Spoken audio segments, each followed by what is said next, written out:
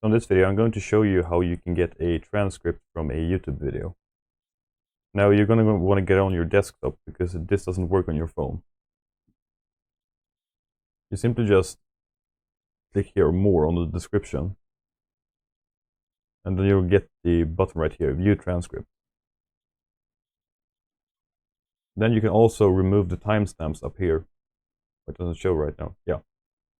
Enable and disable timestamps. Now it's also going to highlight which part of the video he is at. Now if you want this, you simply just mark it all.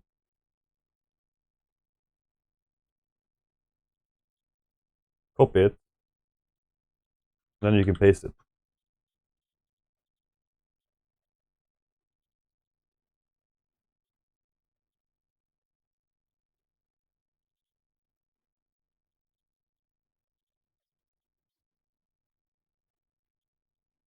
And just like that, you have a transcript from a YouTube video.